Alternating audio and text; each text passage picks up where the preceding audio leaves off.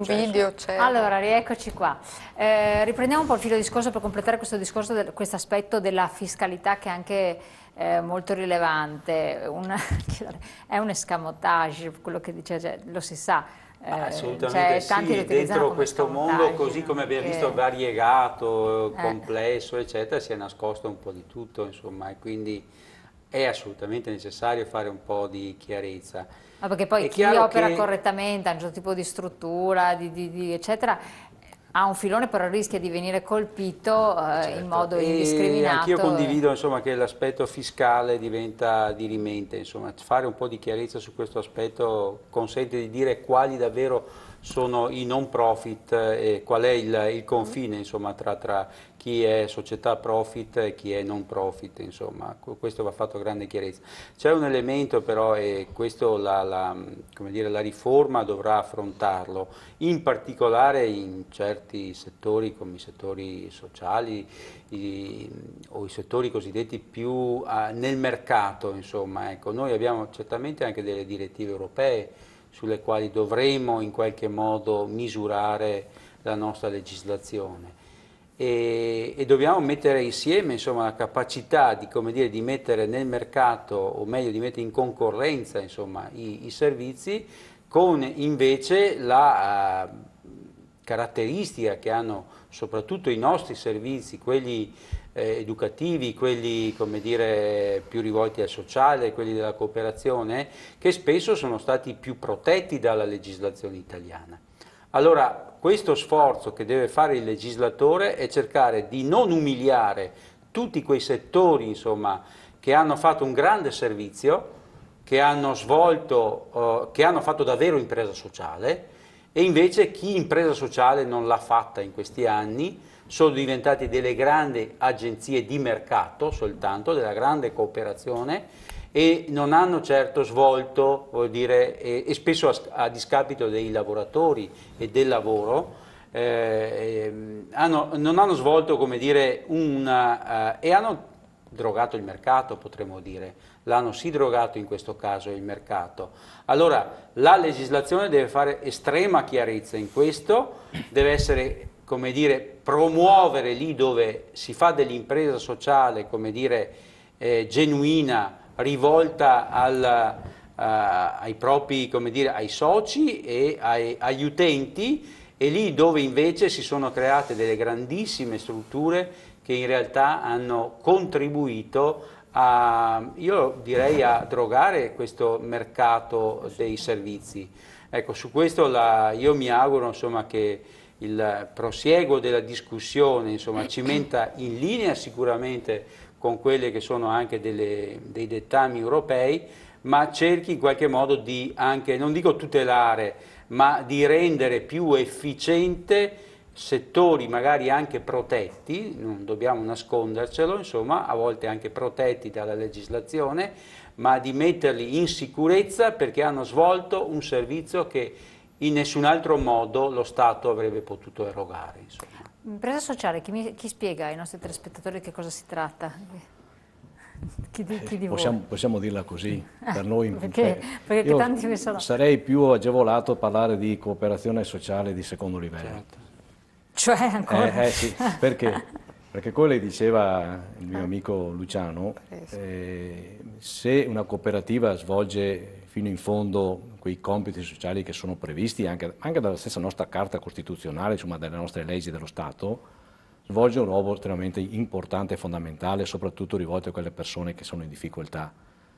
Perché la cooperativa sociale di secondo livello è una cooperativa che promuove e aiuta le persone con handicap, le persone che sono emarginate, a inserirsi nel mondo del lavoro, quindi non essere più emarginate. Quindi fa un'opera che sinceramente nemmeno lo Stato è in grado di effettuare. Pensiamo ad esempio alle liste speciali per i portatori di handicap, per entrare appunto nelle aziende o negli enti pubblici. Lì entrano pochissimi soggetti, invece la cooperativa sociale di secondo livello amplia notevolmente questa opportunità, queste possibilità. Praticamente quella persona con handicap, con difficoltà, riconquista la propria dignità di soggetto. Io quelle cooperative lì praticamente gli metterei altro che tappeti rossi, darei parecchie agevolazioni, perché svolge veramente un ruolo sociale di una portata fondamentale. Ma come perché a volte dai fruitori, clienti, chiamiamoli come possono essere definiti, non erano viste benissimo, almeno in passato? No, queste qui sinceramente, almeno da quello che io ho potuto riscontrare in questo periodo di attività nell'Auser, non sono viste in un modo, diciamo, errato o in un modo, diciamo, distorto. Svolgono un grande ruolo, anche perché lo svolgono soprattutto in collegamento con le istituzioni. Pensiamo ad esempio a tutti i soggetti che sono dipendenti da sostanze tossiche o da sostanze, diciamo, droghe e quant'altro. Insomma, quindi sono efficaci. E quindi hanno un stretto collegamento ad esempio con i SERT. E quindi c'è questo collegamento proprio per aiutare queste persone, inserirli, dargli praticamente un'opportunità anche di riscatto, perché sono entrati nel tunnel per esempio della dipendenza. Con questa attività all'interno di questo mondo hanno la possibilità, ecco, di riscattarsi. Quindi secondo me è proprio diciamo, un terminale operativo della pubblica amministrazione, in questo caso vista come azienda USL, vista come servizi sociali del comune, e di conseguenza lì sinceramente non troviamo dei riscontri negativi, perché ci sono degli operatori, ci sono persone preparate, poi ci sono molti volontari che inseriscono questi soggetti. Quindi io distinguerei, diciamo, la cooperazione che fa attività produttive, attività di servizio, attività, diciamo, di carattere quasi industriale, rispetto invece a chi svolge un'attività diciamo così, proprio di aiuto delle persone. L'impresa invece, l'impresa è lo stesso termine, l'impresa diciamo, non è non profit, l'impresa è profit, quindi c'è una distinzione. Quindi quando parliamo di terzo settore, il terzo settore, come sempre ricorda il professor Giovanni Moro, è un magma, e di conseguenza dentro questo magma ci sono tante componenti che quando sono messi assieme può anche esplodere. Esatto, no, adesso lei la Quindi chiama... bisogna distinguerlo, questo magma, bisogna separarlo, altrimenti esplode. Però c'è la parte, diciamo, che favorisce appunto il volontariato, favorisce, diciamo, questo servizio sociale, e c'è quella parte invece, lo dobbiamo dire con molta onestà e sincerità, che guarda più alla speculazione, più all'interesse. Ecco, noi stiamo più attenti, appunto, ripeto, a queste cooperative sociali, al mondo del volontariato, perché svolgono un ruolo estremamente fondamentale. Tenete conto anche che il Veneto, dal punto di vista anche storico, negli ultimi 20 anni, è il territorio dove le cosiddette cooperative di tipo B hanno avuto un grossissimo sviluppo per un tessuto sociale molto favorevole. Cioè nel Veneto, se non ci fossero state le cooperative sociali di tipo B, molte persone con disabilità sarebbero ancora a casa con la chiave buttata. Cioè, è stata anche una forma di riscatto delle persone e anche una modalità per fare integrazione reale.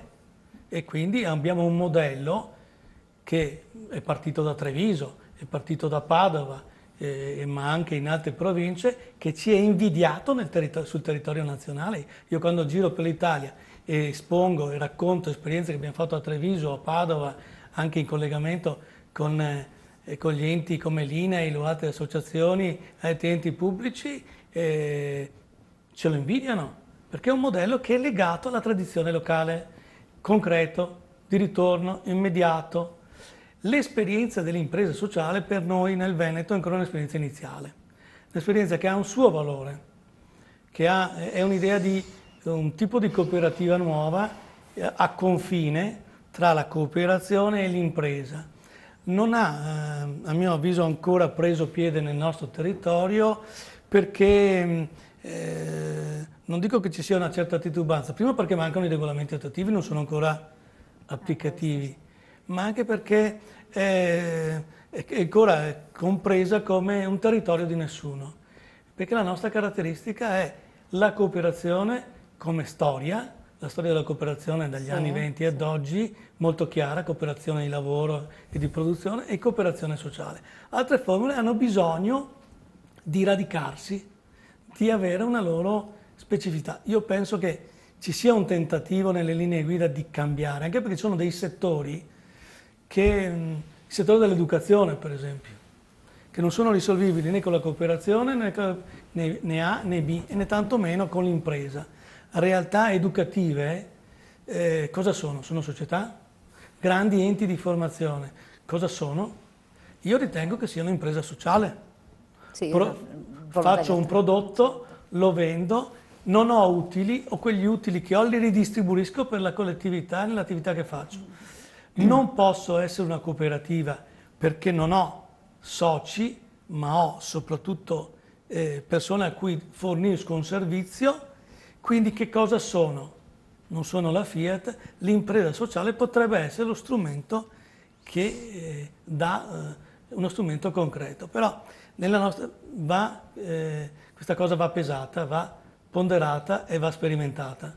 Cioè cambiare tutto, passare a questa nuova attenzione, vanno fatte delle sperimentazioni. È molto delicato l'argomento, perché, no, infatti, non perché è si corre il così. pericolo che vi siano anche poi tutto il mondo della piccola impresa che possa, diciamo così, magari che utilizzi scontrarsi. la cooperazione come subfornitura a È basso questo che volevo costo. dire, Questo cioè è, esatto, quindi- questo è il discorso, perché alla fine il timore di Quindi molti se è l'idea del questo, governo è di un riformare, pericolo. di riformare il terzo settore, quindi facendo anche chiarezza sulle cose che diceva prima Paolo, questo è auspicabile perché effettivamente non si fa fatica oggi a individuare cioè, il stesso termine impresa mi dice comunque che ho un interesse, che non sono non profit e di conseguenza opero nel mercato e nella concorrenza anche del mercato. E allora in quel caso lì c'è questo mondo molto ampio, per esempio della piccola impresa, dell'artigianato, di quel terzo settore, diciamo, formato anche dal mondo del commercio, dei servizi. Bisogna far capire bene cos'è questa impresa sociale, perché se questa impresa sociale, per esempio, dovesse avere, diciamo, degli obiettivi, degli scopi, analogamente a queste cooperative di secondo livello o le cooperative B, per capire, per usare i termini più appropriati, io credo che sarà bene dare una legislazione specifica, però orientando anche l'impresa sociale effettivamente al sociale, perché se mi devo mettere l'etichetta che sono un'impresa sociale per avere determinate agevolazioni, soprattutto fiscali, a questo non va bene, insomma, ecco, per quello che prima io dicevo, guardo con più un interesse alle cooperative di secondo livello o B, per capirsi nei termini sempre. No, ma il prima. timore di molti e anche di persone che sono fuoriuscite dal mondo del lavoro, come rivolgo a lei come sindacato, è proprio questo, quando si parla anche di una riforma nel suo sistema, che poi non si vada a incappare in queste situazioni qui. Cioè dopo dove trovi l'impiego, perché ne stanno fiorendo poi di queste cose, però pagato con una retribuzione alla metà, con degli orari non definiti, e diventa poi l'occupazione anche dei più giovani, alla fine senza via d'uscita, senza ulteriori sbocchi. E l'ulteriore timore, questo lo butto là a lei, ma lo chiedo a voi, è senza una qualificazione, un percorso di crescita professionale che possa dare poi delle opportunità per agganciarsi al sistema reale del mondo del lavoro. E lo vivono con terrore moltissime donne che hanno perso l'occupazione e anche molti giovani. Quindi questo chiedo un po' se può essere un timore sentito, lo chiedo a lei che anche rappresenta la parte istituzionale. È un timore vero questo, infatti all'inizio io ho parlato di professionalità. No, perché ovviamente se faccio un'assistenza a un disabile, la mia professione va dall'osso all'educatore e quindi c'è comunque un investimento professionale su quelle persone che non può rimanere immutato nel tempo, ma deve avere un'evoluzione, proprio una crescita professionale e quindi anche dei corsi di riqualificazione durante il percorso lavorativo. Se noi invece andiamo su un altro versante, che è appunto quello di cui temiamo, il problema è proprio questo, che non c'è più una distinzione di chi, ripeto, di chi fa cosa e la professionalità delle persone rimane al palo, oppure proprio non c'è. Esatto, rimane. Oppure proprio non c'è. Perché tutto fa, è un termine un po', tutto fa brodo, ecco, quindi qualsiasi cosa mi è utile per fare l'attività, per guadagnare, ma dare un ritorno che è di poco conto. Ecco. E ritornando alle cooperative di tipo B di cui parlava Piacentini, ma che parlavano anche gli altri interlocutori, anche queste sono cooperative che comunque hanno una loro legittimità all'interno di un contratto nazionale di lavoro, che è quello delle cooperative sociali, che proprio lo prevede. Dove c'è l'inserimento lavorativo, e là però mi piacerebbe capire un attimo, che forse sono io che ho un limite e non l'ho capito, quando nella riforma si dice si apre agli altri soggetti svantaggiati, no? Ecco, la domanda che mi sono posta è stata questa, cioè allargare la platea dei soggetti svantaggiati, quindi mettere... Scusa se ti interrompo, abbiamo fatto come forum nazionale, abbiamo fatto proprio un'osservazione sulle cose che dici tu. Abbiamo detto di non estendere troppo, diciamo, la platea. Ma la mia domanda è stata: quali condizioni contrattuali? Questo, cioè sì. vuol dire contratto di inserimento? Che contratto di inserimento vuol dire che io non pago quella persona là al 100% come,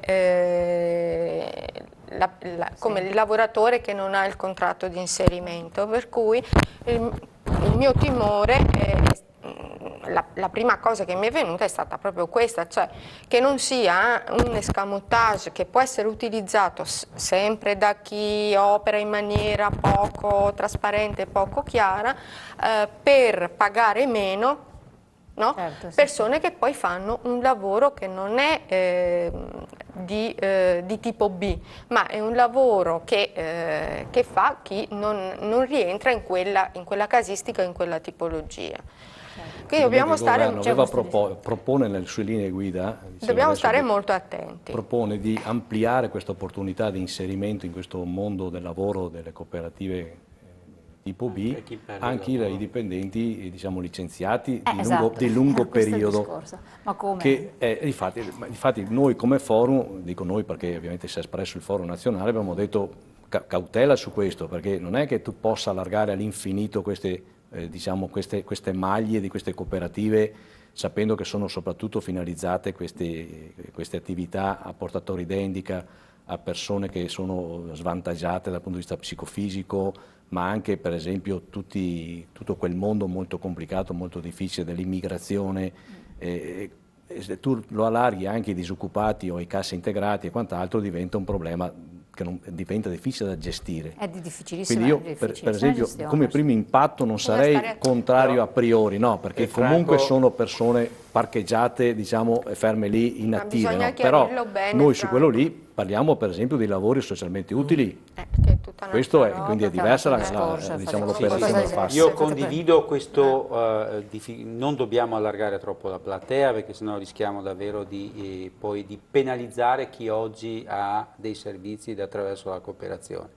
Però dobbiamo tenere presente di un'altra cosa, che c'è una necessità, probabilmente non dentro le linee guida, anzi una duplice necessità. Uno, di riqualificare davvero chi sta senza lavoro in questo paese. Due, di rendere produttiva, anche dal punto di vista sociale, anche tutto quel mondo, come dire, di cassi integrati, eccetera, che oggi percepiscono fette importanti di reddito, insomma, sempre un reddito, vuol dire, pro tempore, assistito, eccetera, però vuol dire, dobbiamo renderci responsabili in qualche modo di renderli, di partecipare semmai a un processo, come dire, di rendere produttiva questo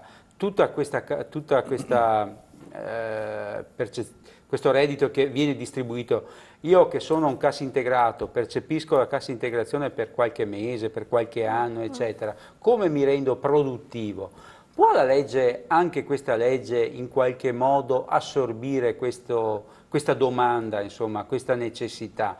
Perché potrebbe anche questo sviluppare ulteriore... Se il governo ascoltasse la voce fino in fondo di tutti i protagonisti, potrebbe ascoltare bene la voce anche per esempio della Fondazione Zancan. Certo, tu sai benissimo che il compianto Monsignor Giovanni Nervo, ovviamente in questi giorni la porta avanti invece il suo direttore, che è il dottor Tiziano Vecchiato, hanno parlato di welfare generativo, che sta dentro il percorso che tu indichi. Cioè, se io beneficio, diciamo, ecco, di un intervento, chiamiamolo di aiuto più che assistenziale, perché comunque per me è anche un diritto che una persona che è senza lavoro deve avere, devo ritornare qualcosa alla società, che non significa ovviamente anche qui specularci sopra, no? Ma se ricevo, non so, 800 euro al mese di cassa integrazione, penso che qualche ora al giorno, mettiamola così, di prestazione sociale, di aiuto verso gli altri, penso che sia bene che uno la dia questa disponibilità. Quindi il ragionamento che sta portando avanti da qualche anno la Fondazione Zancan, che nasce però da questa intuizione, secondo me,